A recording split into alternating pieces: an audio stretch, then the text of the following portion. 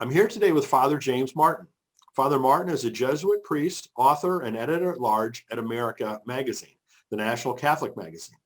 He's written many wonderful books, including Seven Last Words, The Abbey, Jesus, a Pilgrimage, and The Jesuit Guide to Almost Everything, several of which have been New York Times bestsellers.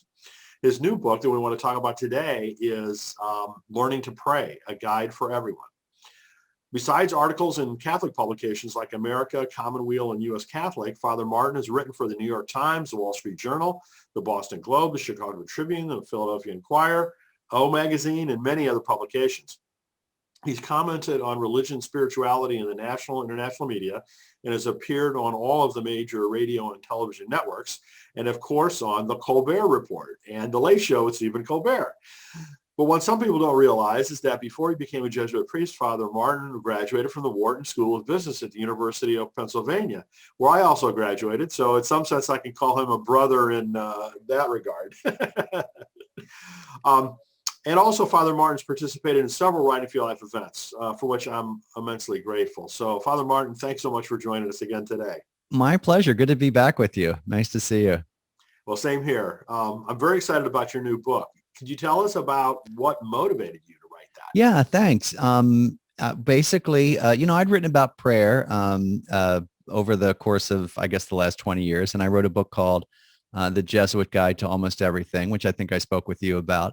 And, in that book, I talked a little bit about prayer, but I really thought that there was a need for a much more fuller treatment, basically because a lot of people have trouble praying. A lot of people think that they're not built for prayer, which I try to dispel that notion in the book. And I basically wanted to invite people into this life of prayer, which, the first sentence of the book is really important for me, which is everyone can pray. And the subtitle is A Guide for Everyone. So it's an introduction to prayer.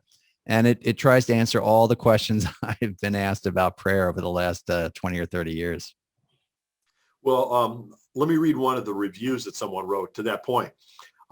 She says, this book is an outstanding guide for any person who wonders about prayer. How, why, where, and when. It clearly presents how praying can be a source of hope, the time of healing, the foundation of relationship, and a fountain of affirmation. Father Martin expresses beautifully that there is no one way to prayer. Prayer is as diverse as the person praying. What touched me personally is how the book helps the reader to come to understand that God seeks out the prayer. Learning to pray has inspired me to keep on making personal prayer a lifetime priority. So maybe you can tell us a little bit about that concept of God seeking out the prayer. Yeah, thanks for asking that. The idea is that, I say to the people in the book, why are you reading this book? Why are you reading a book called Learning to Pray? Well, because you have a desire for prayer in some way, right? I mean, why are you looking at a video, right, about, two guys talking about prayer? There's some interest that you have in prayer.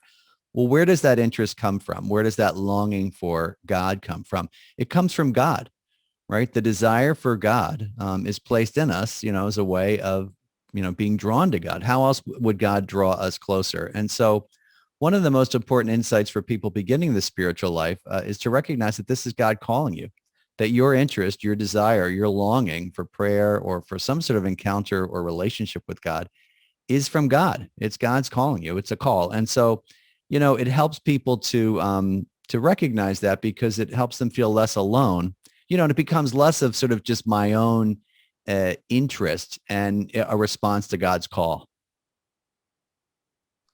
Very cool. I would love, if you don't mind, to read a short passage from someone who we both greatly admire, which is Frederick Buechner. Oh, yeah. The passage from Godric that I'm sure you're familiar with. It goes like this. What's prayer? It's shooting shafts in the dark. What mark they strike, if any, who's to say? It's reaching for a hand that you cannot touch.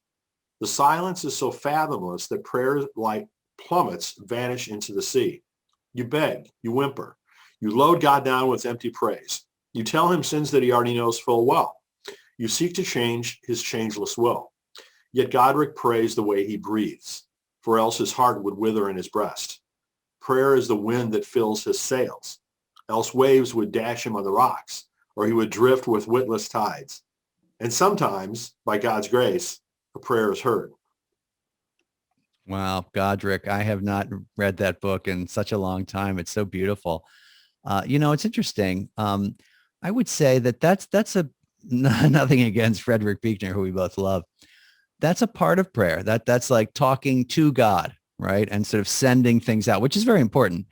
St. John Damascene talked about prayer as a lifting of the mind and heart to God. So there's a, it's communicating to God, which is super important. But I think another part of it is, if Godric were to come to me as this, for spiritual direction, it's where is God speaking to you? Right. And he gets at that at the end, that famous passage, which is, sometimes the prayers are answered, but it's also noticing where God is active in your daily life and in your prayer. Right. So if you're Godric, if you're a monk, where is God active in your daily life? And how do you feel when you pray? And so I love that passage. I remember that passage. But the question is, can prayer be more than just sort of sending out those shafts? Because sometimes people feel frustrated by that. It's like, is anyone out there? Right? Is anybody there? So I think that's a great passage. It's also, I would say, sort of part one of prayer. Absolutely. Absolutely. And I think Buechner would agree with you. I mean, oh yeah. Obviously one of his books is entitled Listening to Your Life. Yes, exactly. His whole point is right. exactly that, right? Right. That, God speaks to you through the incarnate. Yes, right. Right. But I think a lot of us do have this frustration, right? Or question, I mean, am I heard? Right. Right. And, And, I think, one of the reasons that I wrote the book was to talk about really what happens in prayer, like what kinds of things actually happen when, you close your eyes. And I talk about emotions, memories, insights, feelings, words and phrases, also desires that come up. And to say that, this is one way that God has of communicating to us, because, to your point, so many people feel frustrated that, what's supposed to happen, but also, what can happen, and is God listening? And so in the book, I try to remind people that there are ways of looking at your interior prayer to notice God's presence, to notice God, sometimes very powerfully reaching down with his shafts, and kind of touching us. So what do you hope most that readers will take away from the book? That they'll recognize that prayer is for them, right? That it's for them. It's not for people that are seen as, holier, right, or more worthy. I quote Father Bill Barry in this book saying that it doesn't depend on, whether or not we're significant or not, and how would we even determine that, but that God loves us, right? So that's the first thing, that prayer is for everybody. Prayer is for you, the person who's watching this. The second thing is that there's no right way or wrong way to pray, right? And so I lay out a lot of different techniques and methods. And then finally, that prayer can sometimes be dry, that the fact that you're not feeling anything, or you don't seem to feel anything doesn't mean that you're doing something wrong. Or, as someone said to me recently, that God was angry at them, right? Like my prayer is kind of empty or dry because God's angry at me. And, God doesn't kind of play those games. So I think all those things are takeaways from the book. Good. That's wonderful. Here's another review from one of the people that read it. This book is excellent because it really is written for everyone. Each chapter addresses another aspect of prayer, and certainly each speaks differently to each person. The book is honest and doesn't preach. Regardless of your faith, you can gain insight and wisdom from this book. Father Martin is a no-nonsense guide for spirituality, and this book is true to his ministry. What a wonderful affirmation. Yeah, you're reading some good reviews. Thank you. Yeah. No, I mean, I try to make it accessible because look, when I entered the Jesuits at age 27, I was filled with questions about prayer, mainly what's supposed to happen. And, how do I know if I'm praying well? And how do I know if God's speaking to me? And one of the things, we're speaking about writing. One of the things in many spiritual books is that I find that those topics are really handled in a very vague way. Right. So if you pick up a book on prayer, a lot of times it's like, well, when you feel the closeness of God, and people are like, what are you talking about? Like, what does that even mean? When you feel God's gentle touch in your life. And so I want to be, as that review said, I like to be pretty no nonsense, because these are the questions that people come to me with as a spiritual director, and they want to know, so, and they don't let you off with like, well, when you feel the presence of God, what's like, what does that mean? And so you have to get down to brass tacks. And I think when I write these things, it's gratifying to hear that stuff because I try to make it very blunt. And I also try to answer questions that I think people tend to ignore or overlook, like what happens when it doesn't feel like your prayers are answered, what happens when I'm distracted. I really wanted to sort of focus and, not let myself off the hook and avoid these tough questions that people ask. Well, I think it's wonderful. It's very pragmatic, and Yeah. practical from that perspective. And that, you obviously get into a lot of detail. Yeah, because people deserve it. I mean, this is a really, I mean, most people don't have the benefit of a spiritual director, or they can't go on retreat. So I wanted this book to be kind of like a carry along, whatever the word is, a spiritual director for people that might never even have a spiritual director, and answer all these questions. That's why the book's so long. Well, I noticed there's like 468 pages or something. 368. 368. Sorry. That's still, right. I mean, it's like, whoa, that's a serious book. I know. That's my mom said 300 pages on prayer. What are you going to say? So there's a lot to say. Because most of it is sort of the different types of prayer and what happens in prayer, but there's a lot of questions, dryness, distractions, even just getting started. It's funny, you wouldn't think there'd be a lot to say. Funny enough, you'd say, well, you close your eyes and you pray. But over the years, these are all the questions that I've been asked. And then it's funny, people say, well, how'd you come up with those questions? Like, I'm asked these questions weekly, if not monthly, if not weekly, by people. Same question. So I know the kinds of stuff people struggle with, and that I struggle with too. Wow. Well, I mean, your books have consistently been so far-reaching and accessible to a wide audience, which, thanks. It sounds like this is exactly in that stream. So it is. And I tried, look, as a Jesuit, even though I'm not my collar, as a Jesuit and a Jesuit priest, our goal is to bring people into an encounter with God. And, it was not beneath Jesus to use simple things like, in his parables, like wheat and weeds and clouds and birds. And so it shouldn't be beneath us to talk about God simply and in a straightforward way as well. So I don't know if it's too early to talk about anything in terms of new books that you're working on, to follow up, because I mean, you've been so prolific. That's a typical writer question. I'm sure you realize, like, what's your next book? Yeah. So this book just came out two weeks ago. But I'm working on a book on Lazarus. That's my next book. Wow. I really like that story, and I'm just trying to open it up for people. So Lazarus, and then I think I've decided on a book after that. I think I'm going to write a book called Why I Am Christian, sort of a personal kind of confession, talk about maybe a chapter on Jesus, a chapter on whatever. I haven't even thought about it, the church, and, because I think I think people need sort of straightforward books like that. Not exactly a defense or an apologia, but just, this is my experience of being a Christian. Wow, people will, I think, flock to that. I hope so. It was funny. My agent said, "Do you want to call it Why Be Catholic or Why Be Christian?" I was like, "Well, there's more Christians."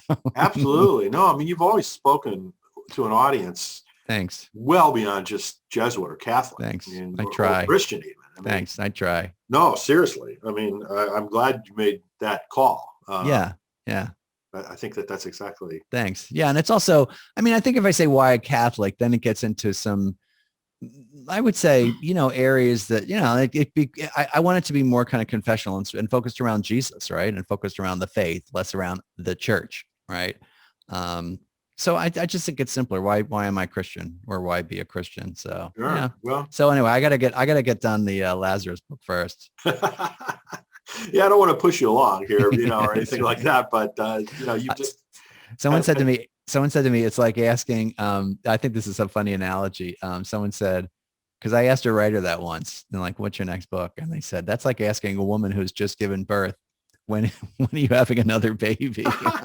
Well, I kind of hesitate to ask that question. I don't care. I'm happy to talk about it. I don't mean to be, trying to get somebody to spill the beans on something. No, I'm happy to. I think it's like that. Oh, it's a very writerly question. Happy to talk about it. I mean, people, look forward to. Yeah, no, I'm happy to, and I'm enjoying writing the book too. So, but I remember that comment someone made to me years ago. So outside of the book world, have you got any other projects that you'd like to tell folks about? Well, actually, yeah. I've been working a lot with LGBT people as part of my Jesuit ministry, and where I'm doing a lot of LGBT ministry. And one of the things I've just done recently is I've been working with the Tyler Clementi Foundation, who are against LGBT bullying. And they approached me with an idea of trying to reach out to the Catholic Church. And so we came up with the idea together of putting out a statement, against LGBT bullying. And they had 12 bishops sign on, which is great. And over the past couple of weeks, the most amazing thing happened. A religious order. So I'm a Catholic religious order, people who live in community and, like the Franciscans, the Benedictines. A religious order in Kentucky, the Ursuline sisters, decided to sign on. And we never really invited religious orders to sign on. It was mostly for bishops. But we thought, okay, so on the website, we put supporting the bishops. We have like 40 religious orders now. Whoa. Who have joined on. Like we get 3 or 4 a day. And it's really nice. It's a very sort of Catholic way of kind of showing support. So I've been doing that for the past couple of weeks, but really most of my work in the past few weeks, other than avoiding, COVID, has been with this book, which has been a lot of fun, and it's done well. And it's fun to hear, it's fun to talk with you about it and to hear the reviews. And, because as you write it and then you send it out there and you don't know if people are going to like it or not. Well, I'm sure you've been really busy with the launch of it, and I was glad to hear that it's gone so well. It did. I'm really happy. We did something unusual, which I think your readers would be interested in, and your listeners and viewers. We did a virtual book launch, which I thought was really interesting, and I wasn't sure how that was going to go. And what happened was we were with a company called Premier Collectibles, and I thought this was fascinating. So the virtual launch was basically, was an online event, and, I was interviewed.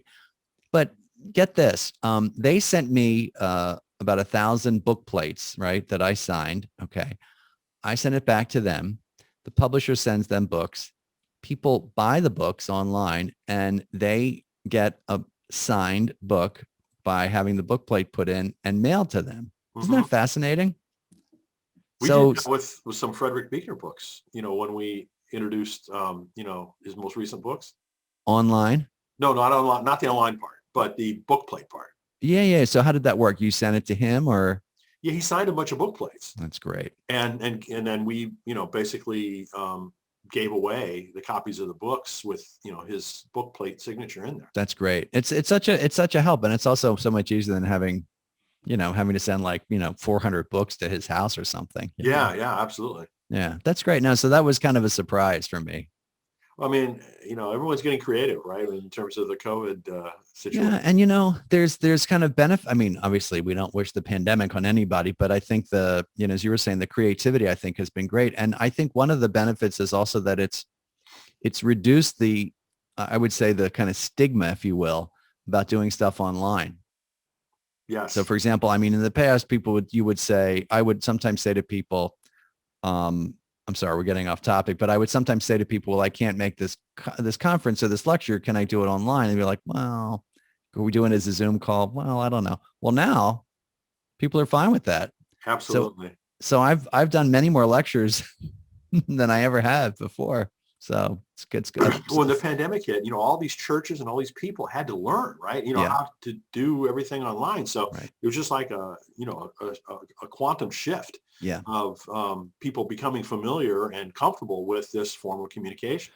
Yeah. And it's just a different way of, spreading the word, so to speak. I mean, I had to move all of my writers' conferences online. Yeah. Which we did instead of in-person events, and they've gone really well. So I'm very thankful for the existence of this kind of technology. Yeah. And the question is, which I think is an open question, is how much are people going to want to go back to, traveling across the country? Right. And I mean, I think that this is also off topic. I think that the business meeting of the person flying across the country to meet with someone for 2 hours, that's done. Yep. It's like, I'll do Zoom and I'll save 3 days of travel, and even like lectures. So it's going to be an interesting post-pandemic world if we ever get there. Exactly. So back to the website that you mentioned a moment ago about the support for the LGBT community. What website is that? Well, it's thanks for asking. It's the Tyler Clementi Foundation. Okay. And Tyler Clementi was a young man who was bullied and took his own life. And his mother runs the foundation, and they do really wonderful work. It's against bullying. So Tyler Clementi Foundation. Okay. I'll Google that. Yeah. And the statement is called "God is on your side." Okay, cool. I'll put a link to that in Thank you. The video. So, well, Father Martin, it's always such a pleasure to talk with you. It's always so wonderful to hear about the incredible work that you do. Well, So thank thanks. you for all those blessings. You're welcome. And thanks for all the great work you do. I mean, the great ministry you do. And thanks for inviting me on. And it's always good to see you and hear from you. So thanks, and keep me in your prayers. Oh, absolutely. Same here. Thank you so much, Father Martin.